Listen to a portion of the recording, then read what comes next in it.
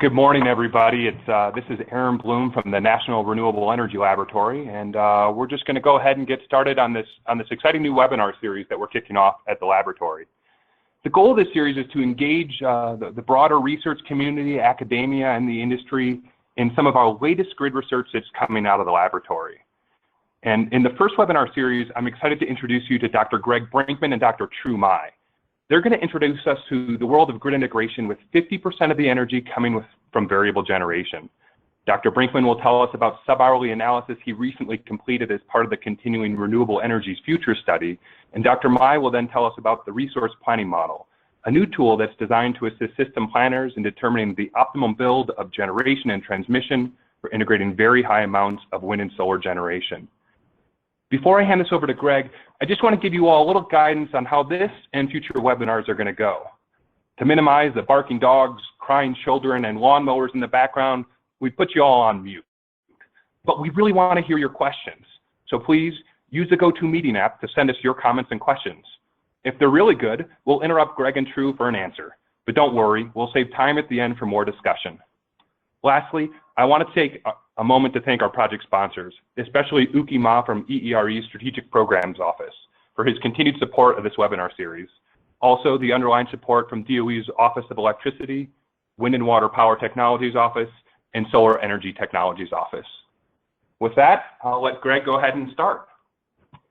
Great, thanks a lot, Aaron. So what I'm going to talk about first, for the first half of the webinar here, is some follow-on analysis that we've done to the Renewable Electricity Future Study, doing an operational analysis of the Western Interconnection with very high renewable penetrations. So first, I want to introduce the Renewable Electricity Future Study. I expect that a lot of you are already somewhat familiar with this study. It was a big conglomeration of researchers, big study team put together a piece of work a few years ago, published in 2012, looking at how the U.S. can get to high renewable electricity scenarios on the grid by the year 2050. To give a percentage to it, it was in the neighborhood of, we mostly studied the 80% penetration scenarios by 2050. We had a couple of key findings from that report. The first key finding was that there's enough of currently commercially available technologies to provide the 80% or more of total electricity generation in the U.S. by the year 2050. Number two is that increased electric system flexibility is important to achieve supply and demand balance on an hourly level. And to understand this in more detail, we did production cost modeling in addition to the extensive capacity expansion modeling that was done for the study. So we looked at some of the issues around transmission to understand the needs for more flexibility. The third is that the abundance and diversity is really important of the resource, and this can help support a lot of different combinations of technologies to create a wide range of scenarios that could be possible in the 2050 timeframe. So we don't necessarily have to depend on one technology or one scenario being the way it happens in the future. And then the fourth one was that the incremental cost associated with the high renewable penetrations was comparable to other published estimates. Now, what we want to focus on in this follow-on work is that key finding number two. We want to look at this in a little bit more detail. So some of the goals of this study that we're doing, that I'm going to talk about today, are to understand the operational impacts of high renewable penetrations in more detail. So we want to use more advanced, more detailed, better spatial and temporal resolution to modeling techniques to understand these scenarios in more detail. So we're going to be looking at today at a sub-hourly analysis that included day ahead, 4 hour ahead, and real-time forecasting error and improved transmission representation compared to what we did for the Renewable Electricity Future Study a few years ago. So that's kind of the number one goal. We also wanted to look at some potential mitigating measures or mitigating technologies or operating strategies that could affect the impacts of the high renewable penetrations.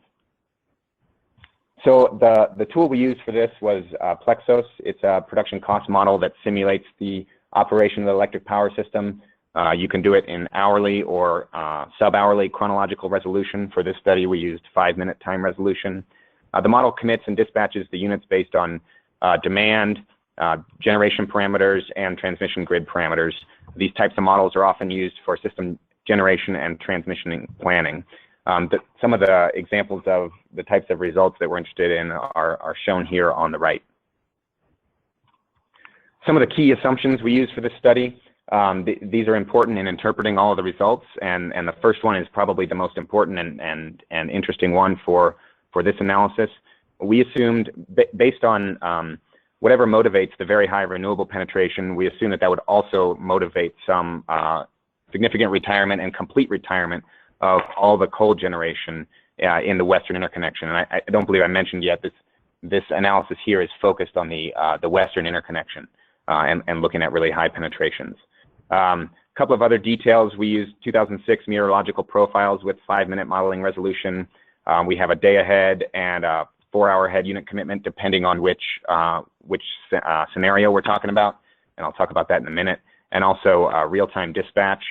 And we also looked at multiple generation fleet scenarios and multiple sets of operational assumptions. And we did zonal transmission representation for the grid with some transmission expansion performed, which is talked about in more detail in the report, but I'm not really going to touch on that much today. So digging into the scenarios that we studied a couple different penetration levels. This chart here shows on the left column is the actual penetration of the variable generation, which is wind and solar photovoltaics. Next to that, we have the actual penetration of renewables, and these two columns are both post-curtailment numbers. So it's the actual penetration after the curtailment happens.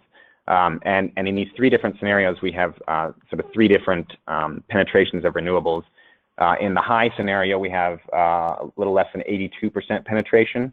And in the two higher scenarios, we looked at an addition of renewables that would produce the same possible generation from renewables in all of the different scenarios. So the higher baseload and the higher VG before curtailment are the same penetration level.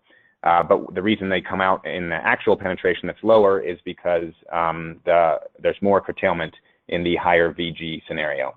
And so what we see here on the right is the curtailment as a fraction of the possible variable generation, which is wind and solar photovoltaic. And in the far right column is the curtailment as a fraction of possible total renewable penetration. And so that total renewable penetration, in addition to the variable generation, includes hydro generation, it includes CSP, it includes geothermal. So that's the difference between those two. And we found that the curtailment in this study is consistent with the original RE Futures work that we did, which looked at 8 to 10%, which showed 8 to 10% curtailment as a fraction of the possible renewables. And here we're showing in the 7 to 13% range. Hey, Greg, this is True. I just want to interrupt a little bit here. As you mentioned, in the original RE Futures study, which had very similar penetration levels, we had 8 to 10%, and some of the scenarios you have here have a slightly higher curtailment. Can you explain if this is a result of the 5-minute modeling versus the hourly modeling, or some other source of that additional curtailment? Yeah, there's certainly some impact from the sub-hourly modeling, but we think the bulk of the difference here between, for example, the higher VG case at 13%, and the worst case that we saw in the RE Future study at 10%, the bulk of the difference comes from two things. One, the higher VG case is a higher penetration of renewables than we looked at in the RE Futures phase 2 study. The 85.5% after renewable curtailment is a higher penetration. That study was also looking at nationwide curtailment and included tying the interconnections together, the east and the west interconnection together, and that can help alleviate some of their curtailment. And so this study was looking at just the Western interconnection and assumed that there was no ability to transfer significant power between the west and the east. Great. So would you say that implies that the 5-minute versus hourly is not, at least with respect to curtailment, an important modeling improvement that's really necessary to assess at least this metric? Yeah, I don't think we can say that for all scenarios, but for this scenario where we're looking at a big interconnection-wide study and you have a lot of diversity of both demand and supply, it does appear that the sub-hourly did not change our curtailment estimates very much. But that's not necessarily true if you're looking at sort of a smaller balancing authority or a smaller utility that doesn't have that much diversity available in it. Thanks, Drew. So this next slide, I need to go quickly through some of these so we can get through a lot of results. This next slide shows the generation by the different types of both renewable and nuclear and fossil fuels. You'll see the bulk of the generation is coming from wind, solar, and hydro, with gas and nuclear providing some. And one comment I wanted to make, you can see the curtailment here.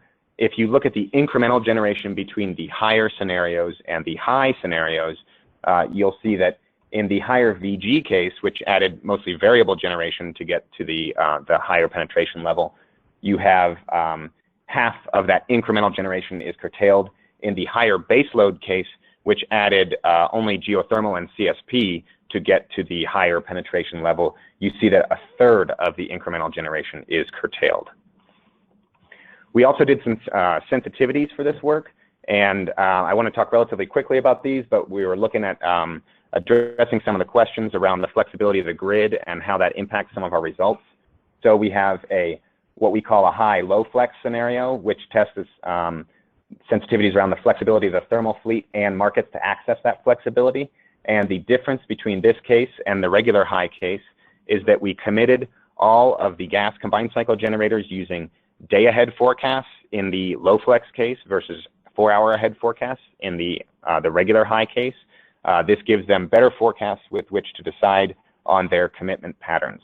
We also set the minimum runtime for the combined cycle generators to 24 hours instead of 8. The next two sensitivities are around the market operations.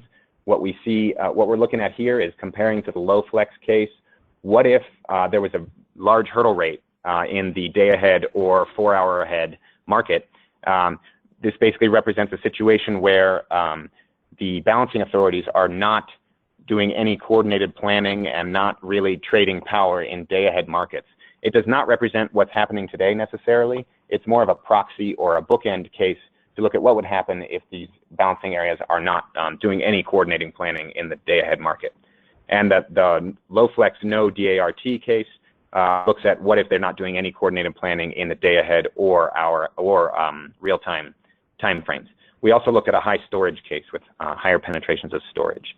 So to get into the results here, on this slide shows where the reserves are coming from. I don't want to spend too much time on this, but what we see is that half of the reserves are provided by storage and hydro, and the other half are provided by other technologies. For these runs, we are assuming that that renewable generation like wind and PV can provide operating reserves when they are curtailing. So if they're curtailing some of their resources, they can put that into the ancillary service market. This shows, this next slide shows a price duration curve in the high scenario, and I don't want to look at this in too much detail, but did want to comment that the price is 0 throughout the interconnection for 1,500 hours. And so, you know, this is interesting because that's where the curtailment is happening during those hours when the price is 0. Hey, Greg, what does this really mean? What are you talking about with these price duration curves? Yeah, so I mean, when the price is 0 for 1,500 hours of the year, that means we're seeing curtailment during those 1,500 hours. It also means that we're, you know, for this work, we're really looking at the marginal cost of additional load on the system when we're talking about price. We're not trying to model markets perfectly. We're not trying to model exactly how the business practices of vertically integrated utilities work. But we do have other studies that are going, that are starting right now and ongoing work also, where we're studying in a little bit more detail what the market operating practices and how those market operating practices might impact these issues around zero price, issues around, you know, providing enough revenue for the generators, revenue sufficiency issues at different generators. Because and when you look at these, that? we're looking at that in the ERCOT area for the future project. So it's not necessarily a West-focused project, but we think ERCOT's a pretty good test system to look at some of these questions. Great. So next, when we saw this, the price duration curves and how much of the time there was 0 price throughout the interconnection, we processed this to understand how many hours during the year do we have 0 price in the throughout the entire Western Interconnection, and what percentage of the curtailment occurs during these zero price hours. And this, on the right here, the percentage of curtailment that occurs during these zero price hours, this is curtailment that cannot be mitigated with transmission. So transmission is very helpful for mitigating curtailment issues, but you know, once we reach these really high levels of penetration, we often see in the modeling times where you're curtailing generation throughout the interconnection, and a significant percentage of our curtailment does occur during these times and cannot be alleviated by any amount of transmission. So you'll need to either accept this curtailment or come up with other methods such as demand response or storage to address this curtailment. This next plot is a diurnal shape of the curtailment in all the scenarios. You can see that it's a solar-driven shape, and we see a lot of curtailment during the middle of the day. But overnight hours, you can still see that there is some curtailment online, and so we do have curtailment at all hours of the day in this model. It's not exclusively solar curtailment. The duration curve of the VG. Excuse me for just a second. Sorry about that. The duration curve of the variable generation, what we see here is, this is the hours of the year sorted in order of the most variable generation fraction penetration to the least. And what we see here is we get up to a VG penetration of close to 75%.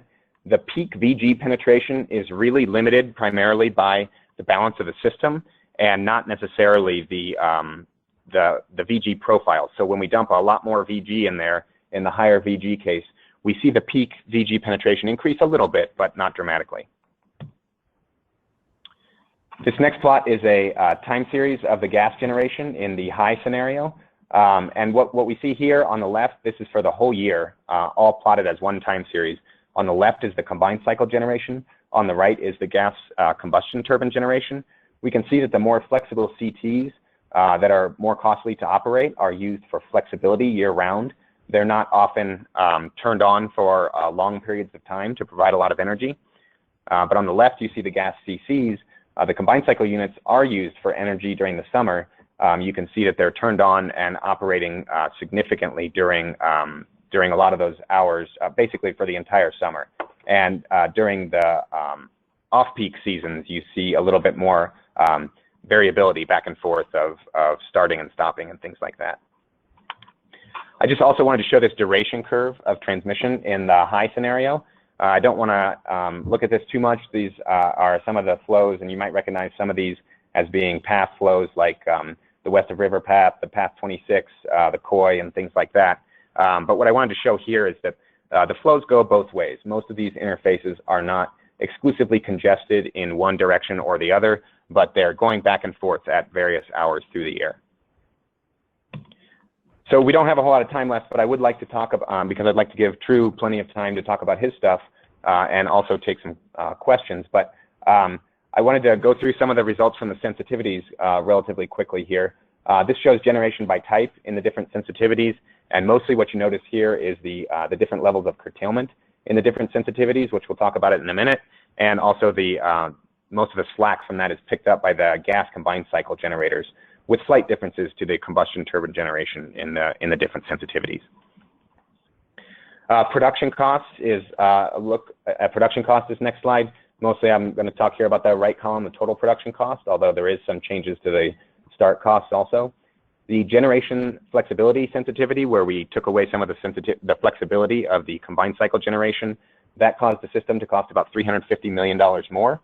This is compared to $10 billion of total operation cost on the system in these scenarios. Now, if we have no day-ahead coordination between utilities, then you will see that in this modeling shows that the system costs another $700 million to operate, again, compared to $10 billion of total operation costs. If we have no day-ahead or real-time coordination at all, and again, this is not necessarily modeling the difference between today and an EIM, it's really a bookend case for absolutely no coordination compared to perfect coordination. We can see that that can cost the system over $2.3 billion, or over 20% of the total operating cost of the system. So as you get to these high levels of penetration, you really want to have at least some coordination between the regions. We also see that adding 10 gigawatts of storage can save the system about $500 million. Curtailment next. I just want to go through these relatively quickly. We can see that in the low flex case, the lower flexibility of the generation doesn't have a significant impact on the curtailment, but the lack of a day-ahead coordination does start to increase curtailment as a fraction of possible renewables from 7 to 10%. And if we have no coordination in day-ahead or real-time, we see curtailment really spike to that 20%, whereas storage reduces that curtailment from 7% to 5%. This next slide is just a look at the duration curve of the gas generation and the sensitivities. We can see that, in particular, the transmission inflexibility leads to overcommitment of the combined cycle units, and that low flex scenario where we're committing the combined cycle units in the day-ahead market leads to overuse or more usage of the more flexible combustion turbines, which are also more expensive. So talking about some of the conclusions for this study. One of the main conclusion from this study, the biggest goal that we had in the study was to use these more advanced modeling techniques and, to use more advanced modeling techniques and ensure that the results were consistent with the RE Futures work. And we did show in this modeling that the main results that we're looking at, the curtailment, we saw no loss of load in these scenarios. We saw almost no loss of reserves in these scenarios. We served about, I believe it was 99.999% of the reserves in all the scenarios. These were all consistent with the RE Futures work, and so this lends additional confidence to the original work. Now, I will say that more work on dynamic stability needs to be done, and we have some recent work and ongoing work on that topic. A couple of the other conclusions: curtailment ranges from 5 to 13% in these cases, assuming that no significant friction exists between the markets. So that's not counting the no day ahead and no real-time coordination cases. And this compares similarly to the 8 to 10% we saw for the 80% RE Futures cases. Again, reducing the flexibility of the gas combined cycle fleet costs the system about $300 million. Lack of coordinated day-ahead planning costs the system about $700 million, and increased curtailment from 7% to 10%. And also, although the transmission helps alleviate curtailment in these scenarios, 2/3 or more of the curtailment is occurring during times when prices are zero throughout the interconnection, and more transmission cannot help with this particular type of curtailment.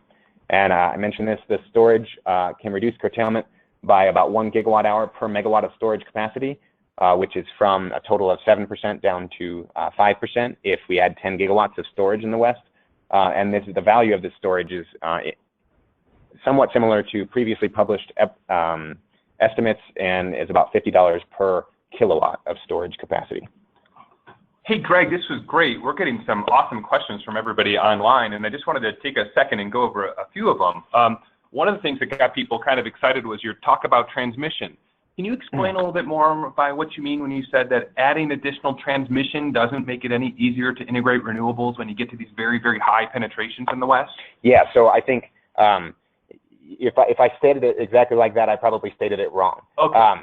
The transmission does help alleviate curtailment. We built out the transmission for these cases. We basically took some high penetration cases from Reed's capacity expansion modeling, and True's going to talk about capacity expansion modeling in a minute. We imported all of the generation, what type and where it was, into the PLEXOS model, and then we basically ran the PLEXOS model without any increased transmission and looked at where we saw curtailment patterns. And wherever the curtailment was over a certain threshold, and the threshold we used kind of detailed model speak, but it's we used $10 per megawatt average throughout the year for the shadow price on each interface constraint. If the curtailment was higher than that, then we basically expanded that interface, expanded the lines along that interface. And we continued doing that until we didn't see any shadow prices above $10 per megawatt. And the $10 per megawatt was chosen because that would give you a benefit to cost ratio of the transmission using really back of the envelope assumptions of about 2 to 1. And so we did build out the transmission to that level, and that did help alleviate the curtailment. But even after that, we've built enough transmission that's economically viable. We cannot access we cannot mitigate the rest of this curtailment, this 66 to 80% of the curtailment. In this particular scenario, we can't address that with transmission. Great. So the transmission is important, but not beyond certain levels. Yeah, thanks, Greg. This is true.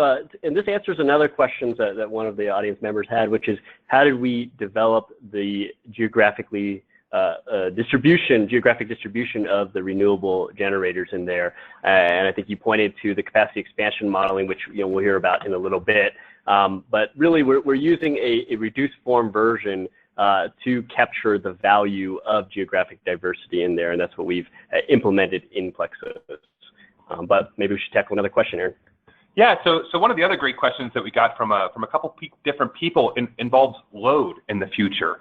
When we start thinking about the load that's 20 to maybe even 50 years out, there's a lot of things that can change. Can anybody comment about what we need to be thinking about for load shapes in the future if we have electric vehicles or if heating gets turned over to electric instead of natural gas heat? Yeah, so for this study, we basically made the assumption that the load did not dramatically change from what we have today. So this was really a study of what can we get to without dramatic changes in load. I think we have probably future work and ongoing work that looks at major changes to the load. We certainly have previous work that we've done looking at demand response and things like that, electric vehicle penetration, to understand how that can impact. And there's no doubt that demand response can be helpful, and particularly optimal charging of electric vehicles can be very useful in mitigating curtailment. True, I don't know if you have more. Yeah, just something to add on that. So some of the curtailment numbers, which are very large numbers in terms of the energy content that is essentially spilled and wasted there, can be used up by these demand side options, both new loads or flexible load, which our study didn't fully address. We're really looking at supply side flexibility for the most part, but that's certainly an area of research, I think, in the broader grid integration literature that we need to pick up on. Great. Well, thanks a lot for the questions, everybody. We've got more than we could even handle here, and hopefully, if you want to shoot us a note afterwards and follow up, we'd be glad to engage with you some more. In the interest of time, I'd like to hand this over to True Mai so that he can start talking a little bit more about the resource planning model. Thanks, everybody. Thanks, Aaron, and thanks, Greg, for that great presentation. This new segment here over the next 10 to 20 minutes. We'll be focusing on a new capacity expansion tool and, largely speaking, our capacity expansion body of effort here at NREL. And I should acknowledge our team. Clayton Barrows, Elaine Hale, Anthony Lopez, Brady Stoll have all contributed significantly to this. And in particular, I would say this body of work builds tremendously from the grid integration work at NREL that Greg and others have led, as well as the grid integration literature beyond what we at NREL have done. So the first slide, so what is this resource planning model? It essentially, as I described before, a capacity expansion model, which instead of looking at a snapshot in the future, it develops how our system might evolve over time to get to that future point, or to be driven by policies or economics that are captured within the assumptions in the model. This particular one is focused on a region instead of nationwide, or even some that you may see in more the academic literature of global or national scale models. And it's focused on somewhat the utility planning horizon, and you could see of a use case of the integrated resource planning process. So through 10, 20 years of planning through 2030 in the case of the RPM model. Some of the key aspects that differ, and I will be focusing on in this particular talk, is more on the dispatch side of the RPM model. Unlike many of these models, especially the more traditional ones, we do look at hourly chronological dispatch and some more of the more detailed system operations. We have high spatial resolution to inform the generator siting, and we'll talk about that a bit. And we also have a flexible data structure so that the model is not finely tuned just for one region, but can be used across many regions. And we have a paper coming out hopefully soon that also illustrates some new methods so that this model could address not just our traditional generators, but also storage and other enabling technologies. Wait a minute, True. This sounds like just another capacity expansion model. What makes this one so different? Yeah, so you'll see that hopefully by the end of this, I might convince you that it may be different. There are certainly a large number of researchers who are also tackling this issue.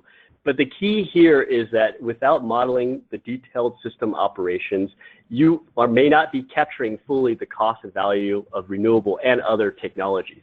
All of this is dynamically being played out in the real world today. So I think it's important to be able to have that simultaneous evaluation of dispatch in the detailed ways that Greg has alluded to in his presentation at high penetrations, but also do the investment on top of that. Okay, so just quickly laying out the model structure. The model is, at its core, an optimization model, and you'll see that in one of the bubbles on the slide. But really, it is important to point out the various other very important aspects of the model. One is the relational database, and I'll talk to that in a little bit.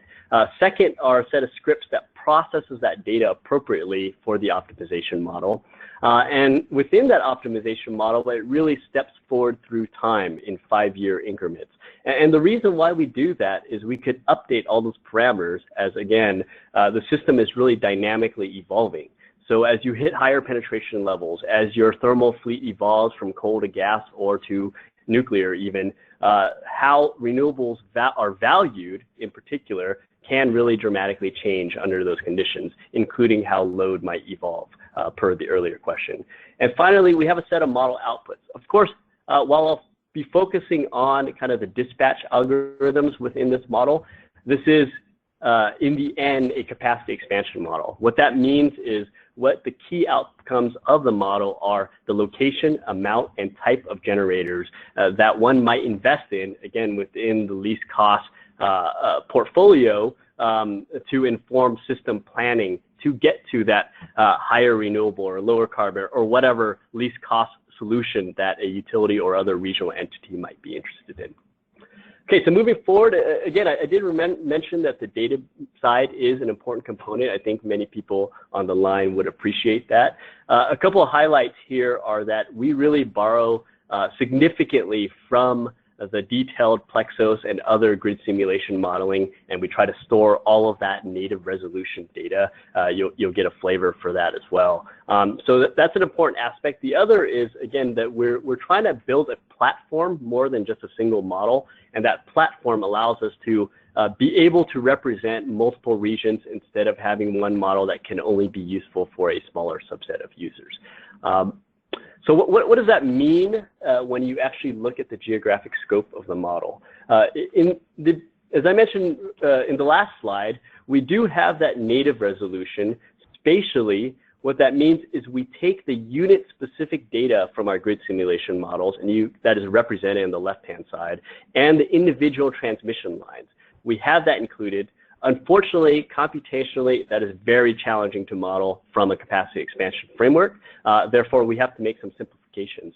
The first one, the example of that, you can see on the right, where we aggregate up some of those units to be zonal in nature. But, and this is a critical component, we retain that native resolution for a particular region that we want to focus on. This is one for a balancing area in Northern California. Here are some other examples of other focus regions that we have focused on. This includes one for a collection of balancing areas in the Arizona area and another one for the Colorado area. We're also developing this for the Eastern Interconnection. We're not quite there yet, but that's certainly work under development. The other aspect here is not looking at just the existing system, but the future system that you might build out. And that gets at the question that was posed earlier. How do we capture the value of different renewable resources given the heterogeneity in renewable quality, resource potential, access to transmission? Well, we do that by explicitly modeling very high spatial resolution when we represent renewable resource potential. What that means, and in these examples are for the Colorado region for wind on the left and solar on the right, is for each of these blobs, we use advanced clustering techniques to group them together so that they have very similar output characteristics. And for each of these renewable zones, we characterize them by resource potential hourly profiles, getting at their quality and performance, and also grid interconnection costs. And that's all captured in the decision making of the model. So I alluded to in the beginning, the real, in my mind at least, one of the real value propositions of this is being able to simultaneously make that planning and investment decision with dispatch. This without a lot of renewables, this perhaps would not be as necessary. You could use traditional load duration curve methods and capture the base load needs versus intermediate versus peaking. That's kind of the traditional outlook.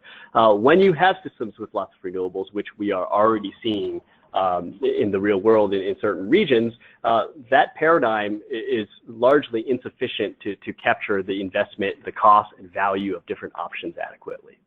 So how we tackle that in our model is within the optimization, we include many of the features that are embedded in PLEXOS. Of course, there are simplifications that are needed. Some of them include chronological hourly dispatch. Others include mixed integer and some representation of unit commitment. We also do security constrained dispatch. What that means is we're really co-optimizing not just the load balance, but also the reserves, the operating reserves that are needed. We include unit specific parameters, different units, given that we are modeling at the unit level for the focus region, their own ramp rates, their own heat rates, their own minimum generation and flexibility or inflexibility in the system. And finally, we do have some representation of power flow, DC power flow in our transmission model. All of these, of course, are rolled into other key factors, policies in particular, and that's captured in there. In particular, if you have a carbon requirement, like those set forth by the Clean Power Plan, the dispatch including coal to gas switching needs to be informed by that policy. So we roll in that within the dispatch decisions as well. Hey, True, you had another one of those slides about the computational limitations. How do you choose which assumptions matter and which ones don't? Yeah, that's a good question, Aaron. We published a paper last year just on that, where we ran sensitivities on the suite of options here and various levers that one might pull or various features that one might include to see how much it matters and where it matters. Largely speaking, at first order, the economics of the renewable, what you assume for the costs, what you assume for the policies, matters tremendously. These grid integration aspects do matter, and especially matter at high penetrations. So really, as things evolve, as systems evolve with lower carbon resources, I think they will start to matter more and more, and we're trying to get ahead of the game on that. Okay, so moving on, there are, of course, simplifications that are needed. As I mentioned earlier, we can't really model all of those features using an 8760 hourly framework. Therefore, we have to sample some of the hours of the year. So we apply clustering techniques again to select representative weeks and days that we model. The bottom line is we only model 3 weeks of the year in the best case, plus the peak day. And typically we may even, and you'll see some results in the following slides, of 4 separate 24-hour chronological periods. Still, that gets you the hourly dispatch. It does raise questions on some of the other unit commitment type of effects that you'll see, and we'll get at that in a second. Here are some examples, though, before we talk about how we address some of those limitations. This chart here shows in the horizontal axis, going from our low load period all the way to our peak day in these 24-hour chronological chunks. Vertically, we're going at the top from 2010, which we use to calibrate our dispatch, down to 2030. And this is for the entire Western Interconnection. One can see how these different technologies might be dispatched differently given this evolution. And we won't go into the results for this presentation, but I think many of those who are familiar with dispatch stacks can see how this model sees the different, perhaps, cost and value of these different technologies. Now, we take the results from that and zoom into one individual balancing area that has, in this case, a significant penetration of solar PV. And you see the same thing from the low period all the way to the peak day and down from the top 2010 to 2030. And you can see how the gas in the system, in the green, has to behave differently. In particular, you see on the lower right with that significant amount of solar penetration during these low demand periods, gas is essentially off this particular balancing area for large swaths of the day. In addition, you can see that the imports and exports going into this balancing area also changes as the system changes, in particular as solar is evolving and the timing of those imports and exports. All really critical in making an investment decision for this particular balancing area and its neighbors. And that's another reason why we retain the zonal representation of the neighboring regions.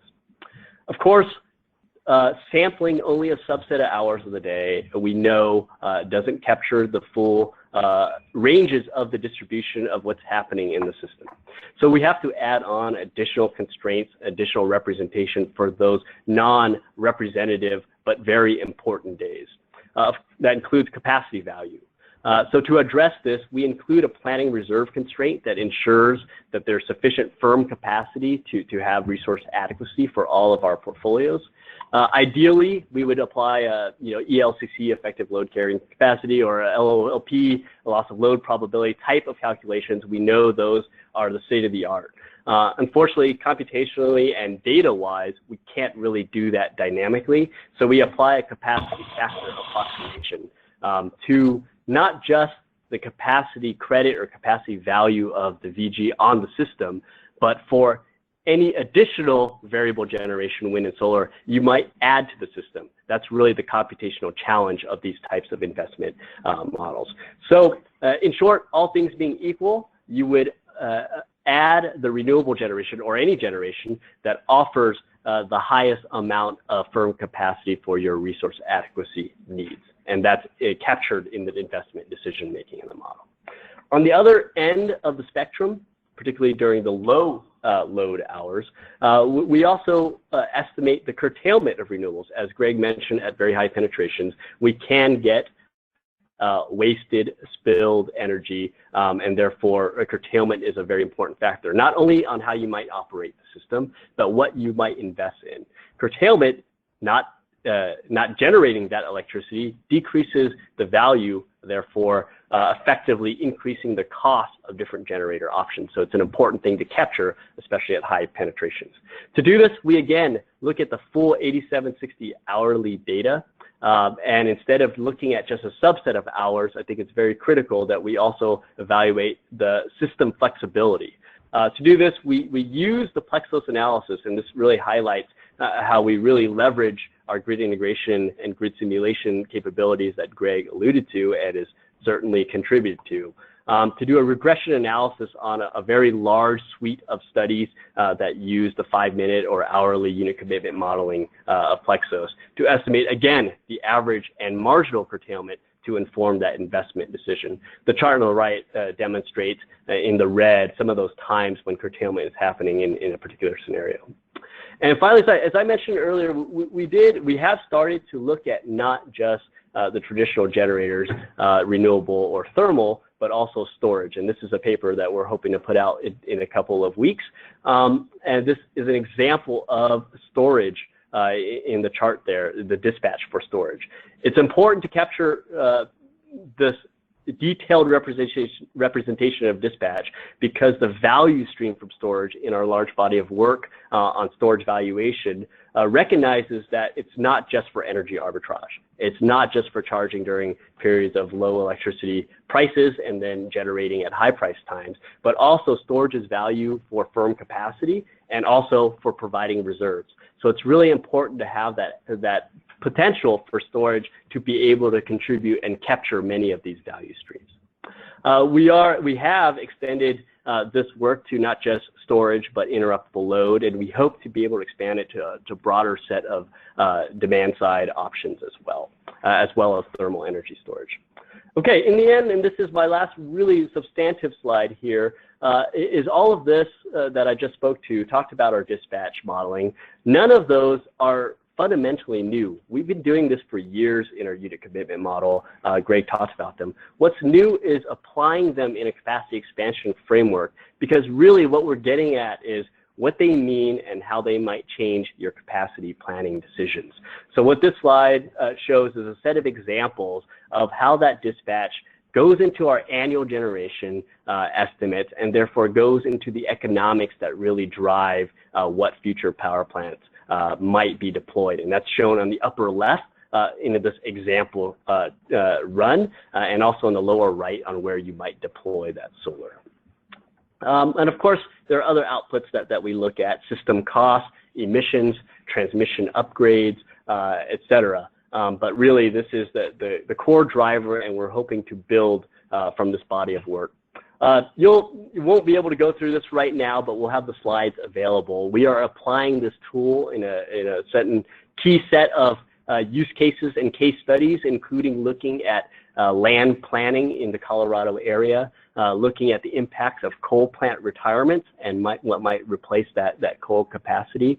And again, as I mentioned earlier, we have a paper on storage that we're hoping to get out soon. With that, I will conclude my portion of the talk and turn it over to Aaron. Great. Well, looks like we've had a lot of great questions coming in online, and I'm actually going to turn it over to the rest of the panel to ask a few questions themselves.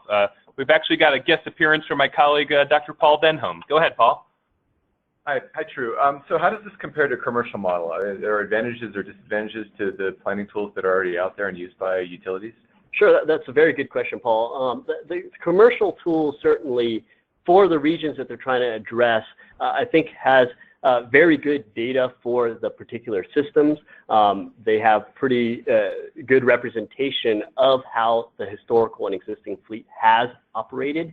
I think what's not captured, and again, there are a really broad spectrum of commercial tools, but some of the key things that I've seen that aren't captured in the commercial models is really capturing how the value of renewables might change, that dynamic capacity credit that I estimated earlier. Typically, they're user defined, but we know that capacity value, the amount of curtailment, the amount of reserves, really should change as you change the fleet. In addition, those value not only is of renewables, but of the thermal fleet.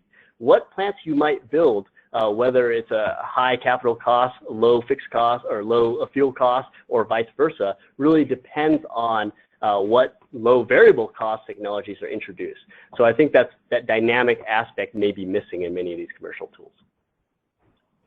True, this is Greg. I was just looking through some of the questions about transmission that came up both during my presentation and now also during yours.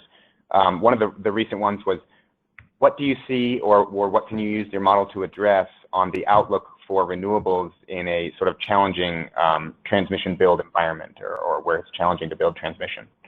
That's a good question.